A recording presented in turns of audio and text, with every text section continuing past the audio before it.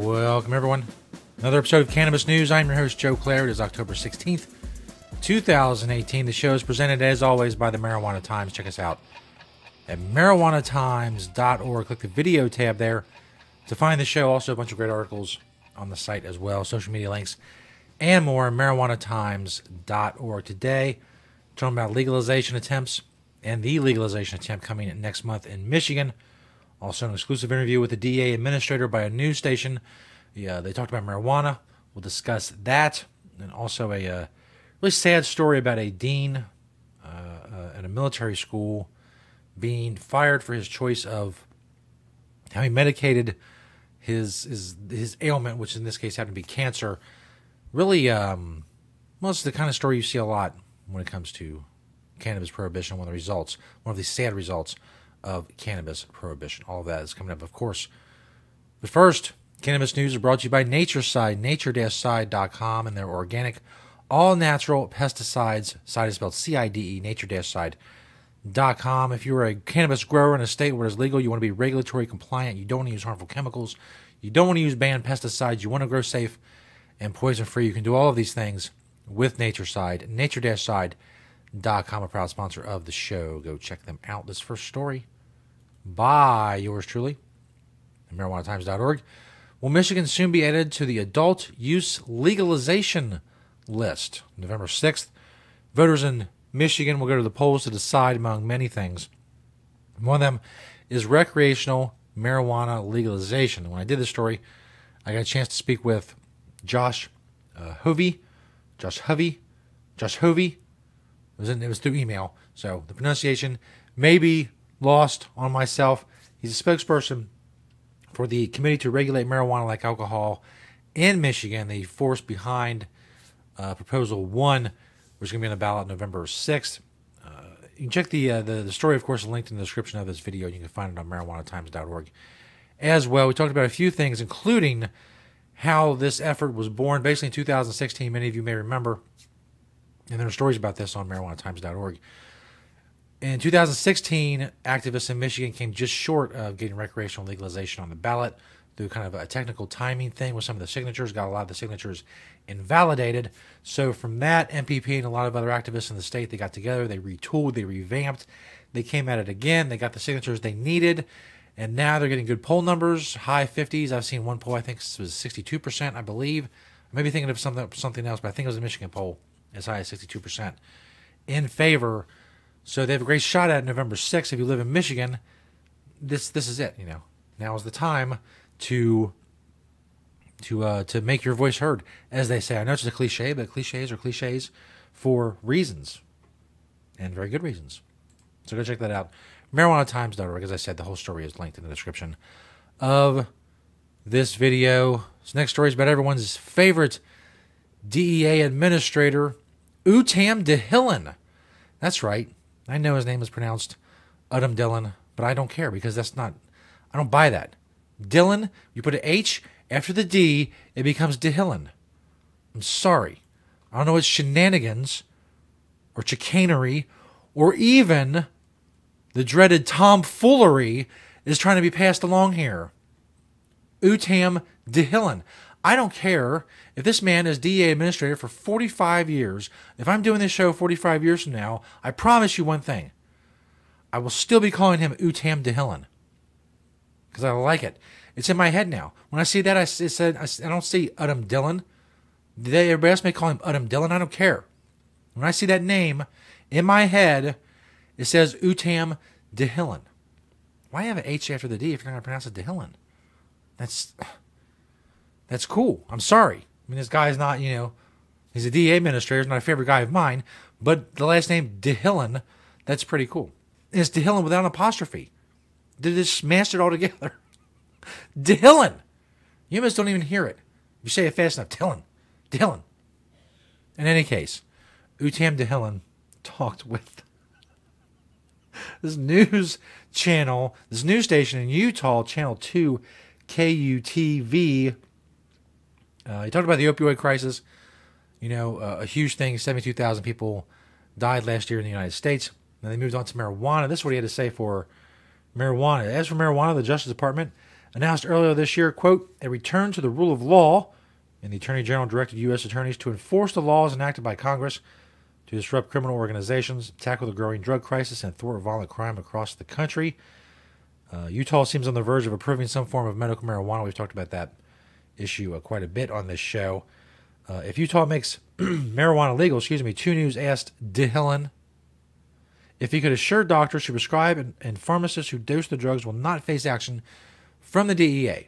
Now keep in mind, these men and women are recommending and distributing medical marijuana as voted on by the voters and the legislature, or just the legislature, or a combination of the two, or whatever.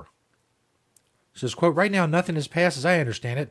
It's impossible for me to say how it will all shake out. So you can't even say that, no, we won't go after those people. We're worried about violent criminals. But if you're a pharmacist and you happen to dole out some state legal medical marijuana, well, you can't be so sure that things won't go downhill from there. When he should, as he just in the previous part of the interview went through a whole big thing about the opioid crisis and why he should be worried about that. You're really going to devote resources to arresting doctors and pharmacists in Utah? How does that help? I don't know. It seems like an inefficient way to tackle the opioid crisis, to go after medical marijuana providers. Forget the fact that medical marijuana is shown in states where there's dispensary systems that, Medicare costs, prescriptions, overdose deaths, those are all down from opioids, and the money going to opioids. All of that's down in states with dispensary systems. But, whatever. He can't say that, we won't go after pharmacists. Maybe that's just a cop thing. I don't know. Leave everything on the table and then, actually just go after the violent criminals that you're supposed to be going after. I don't know. But it remains to be seen. This last story, and it's very, even starting with the title, HeraldTribune.com. The title is so sad. Military school dean fired after using cannabis to treat cancer. Holy crap. Military school dean fired after using cannabis to treat cancer. Might as well just say, military hero fired for using medicine. What an awful, accurate, absolutely accurate headline, but an awful headline nonetheless. It captures the essence of the entire problem here. A Vietnam veteran, a career educator, and an elite military training school now finds himself resorting to a Reagan-era executive order in hopes of clearing his name. Henry Cobb's crime: vaping a non-psychoactive form of cannabis to treat his prostate cancer. Cobb's 77, was forced out of his job last month as Dean of Academics for the Air Force Special Operations School at Holbert Field near Fort Walton Beach, a position he retained since 2009. He's a 22-year military veteran with 2 master's degrees and a doctorate in administration of higher education. The retired Air Force captain was issued a notice of removal in May for, quote, use of cannabidiol, CBD, a Schedule I controlled substance. It was cited by Lieutenant Colonel Michael S. Lowe, citing a witness who saw Cobbs, quote, smoke your medicine.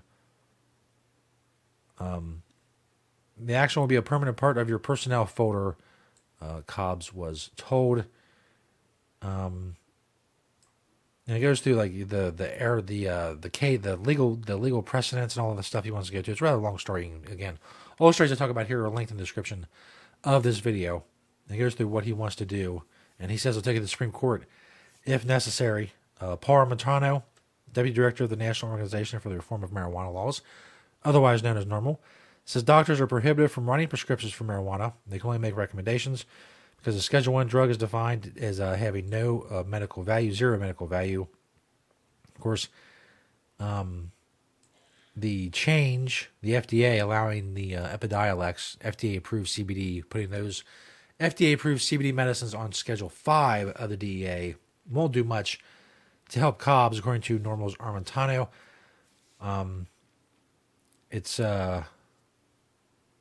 I do agree the language of the executive order, Armentano said, doesn't seem to make much sense.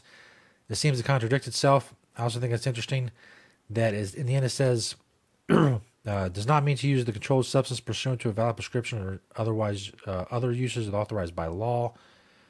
I can't for the life of me imagine what those other uses authorized by law could possibly be. It's, I don't know. Like I said, it's a sad story.